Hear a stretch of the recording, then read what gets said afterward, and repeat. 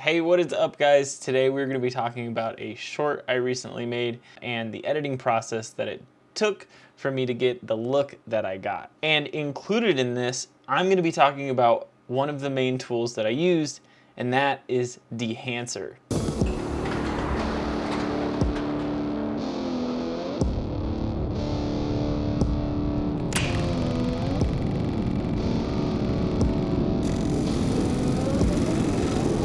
The way to get rid of tension is to do just the opposite of all the things that cause it.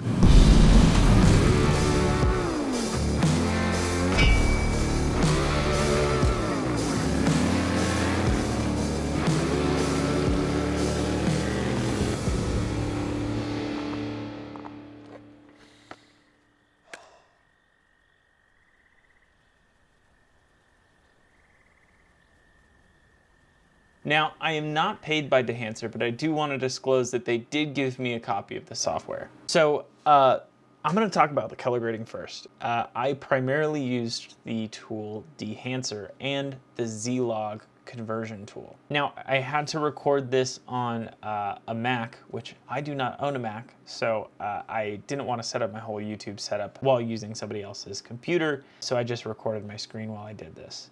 So my workflow was Dehancer actually doesn't have a profile set up for Zcam yet, which I hope they do in the future. That'd be cool. But essentially what I had to do is bring in the Z-Log tool, which does a great job of converting log footage from the Zcam. Put it into there, have it output Rec 709, and then Dehancer can easily accept a Rec 709 image, and I can work on it from there. It actually wasn't too bad of a workflow, considering most of the time I put the Z-Log tool on before I use anything like film convert or any type of color grading anyway, because I like to use Z-Log tool for a lot of my base corrections, exposure, gamma, and different things like that. So for most of the shots, I just converted it to Rec 709, and then I opened Dehancer. You can go through a ton of different film emulations. There's a bunch of them, and I'm not familiar, so I just scrolled through until I found one I liked. Now, once you find one you like, it has a bunch of presets on all the tools that it allows you to use, and you can change any one of those. So I went into the auto expand feature, which just kind of analyzes the image and pulls down the blacks and lifts the whites, or whatever it needs to do to kind of fill out your histogram without clipping. Now, I went in past that and just crushed the blacks and lifted the highlights because I liked the crushed black look, and sometimes I like a little bit clipped whites. Now, a lot of people were asking me on Facebook if I was using a Pro Mist filter for this shoot, or what diffusion filter are you using on your camera. I wasn't using any diffusion filters. The best diffusion filter you can use is a hazer, which we were using during this shoot. And then on top of that, I was using Dehancer's halation tool, which gives you this really interesting analog feeling bloom off of the highlights, which a lot of people, I guess, thought was a diffusion filter. I personally think it looks a lot better because it gives you that color and that tone. Now, they have very fine adjustment tools for the film grain, which I really enjoyed, but I just went with a slightly toned down version of the preset. They also have a bloom tool, which was way too much when I turned it on, so I just didn't touch that. And also they have film breath and gate weave.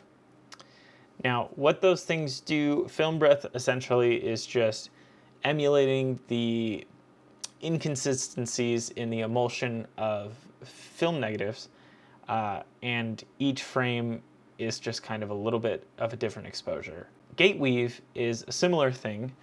No matter what film camera you're shooting on, the film does not run through perfectly, so there's just a tiny bit of movement, which contributes to that natural film feel, and I did use those very, very subtly in this short. But yeah, essentially that was it for color grading. Super easy process, and we actually had a good amount of time for lighting, and then the outdoor shots we didn't use any lighting, but it's golden hour, so it looks beautiful already. And essentially Dehancer made it really easy for me to get the look that I was going for.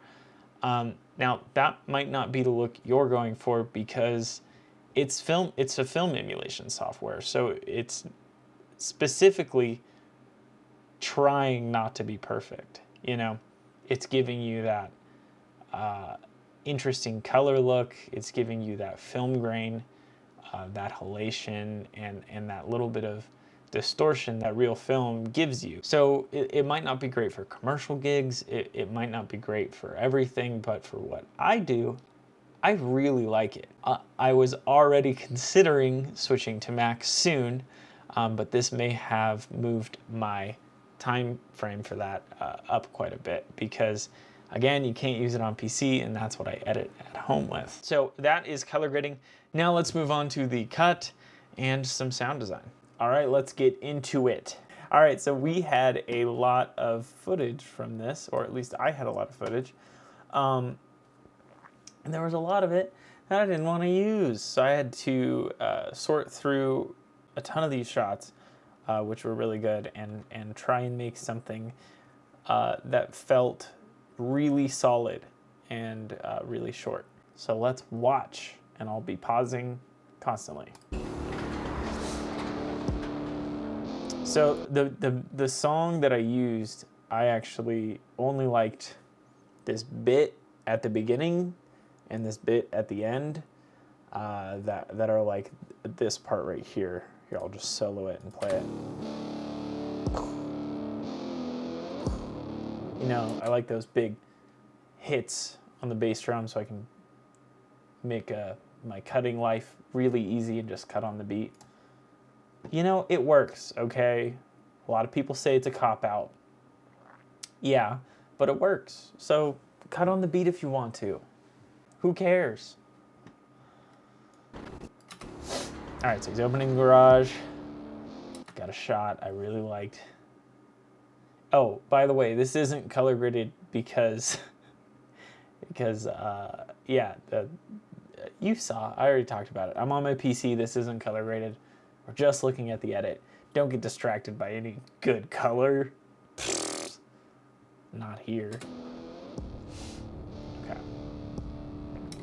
So yeah, I just wanted to get him walking in, you know, establish we're in a garage. I actually got this shot from the heap of junk in the garage because Christian was actually shooting his wide shot at the same time. So to not get in the way, I had to duck down and shoot between some stuff, but I actually love how it turned out. So that's the one I went with.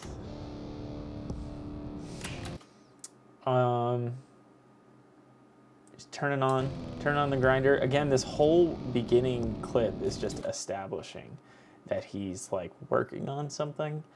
I wanted to go with like maybe that his bike is broken or something like that, and he's got to grind something to fix it. And it is just a piece of rebar. But you know,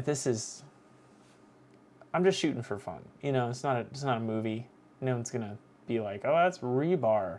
What rebar is he using on his bike? He's grinding rebar. He's a manly dude. Freaking get him. The way to get rid of tension is to do just the opposite of all the things that cause it. That's the best part, for sure, in my opinion. But I just loved this tracking shot that I got. The way to get rid of tension. Following that piece of rebar, and then he blows on it.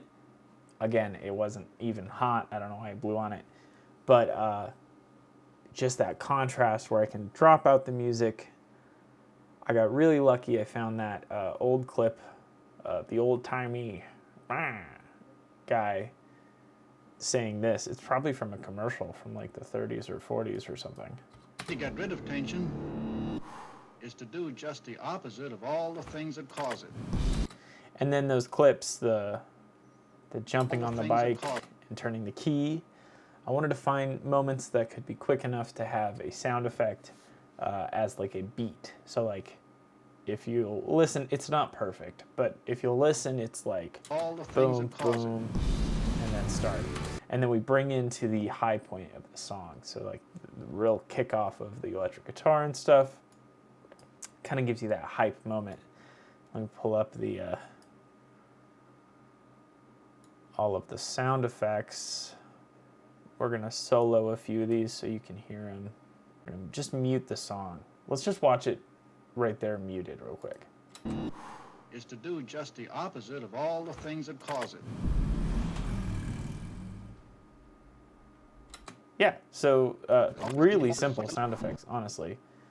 It's just, I gotta mute the voice too, because that's kind of getting annoying.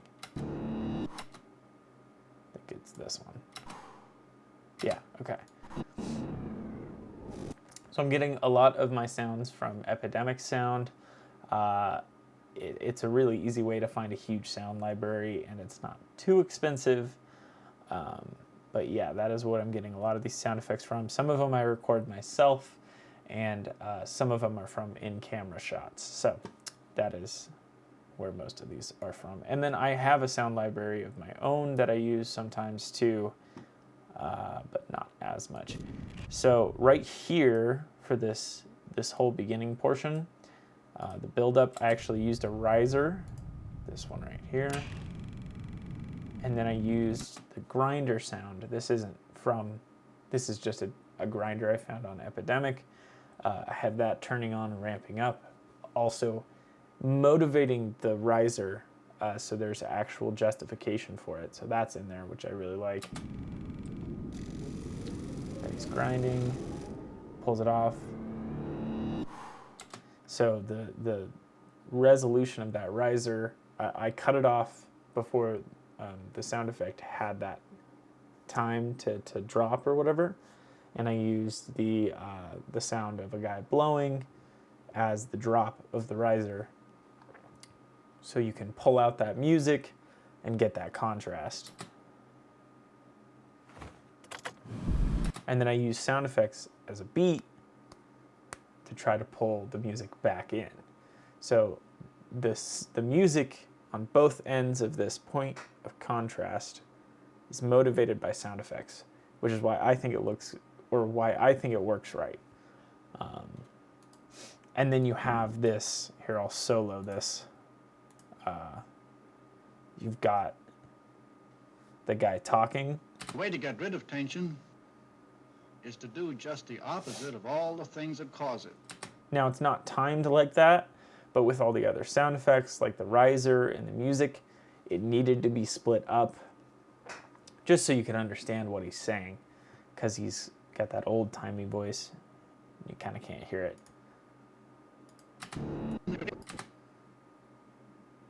The way to get rid of tension is to do just the opposite of all the things that cause it.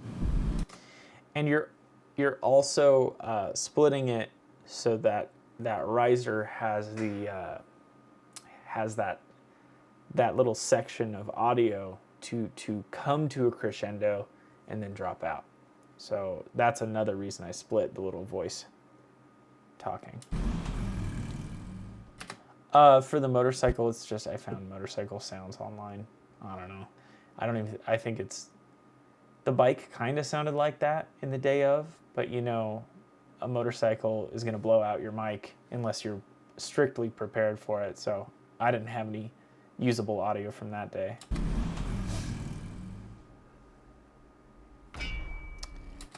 And then I just did a sound effect of an anvil.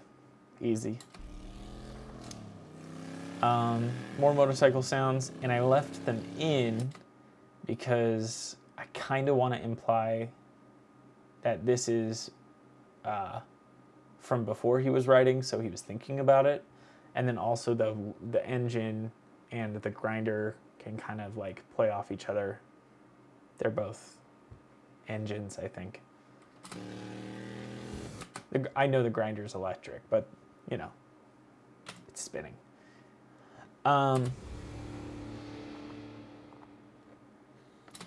And so yeah, I just have the music cutting out with an echo so that it has a point to fade out of. And then I really wanted it to feel like he got some relief. He released some tension, so I had a little, so I used this little breath sound effect. I'll turn it up so you can hear it. Now it's just turned way down because I couldn't really match up the breath to what it looked like on the screen. So it's just kind of implying that he's breathing without being too overbearing.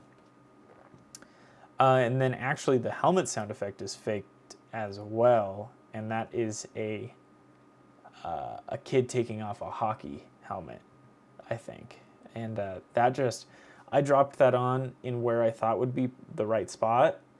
And if you listen, it just kind of like landed perfectly and it fits really well.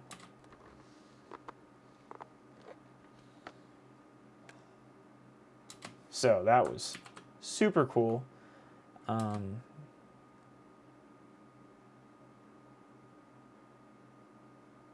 then I don't even know if you can hear that. But there's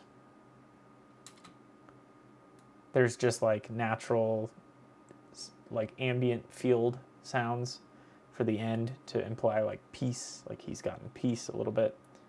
Oh, these are soloed so you can't hear it. Okay, there it is. Yeah, just peaceful. That's the idea. Yeah.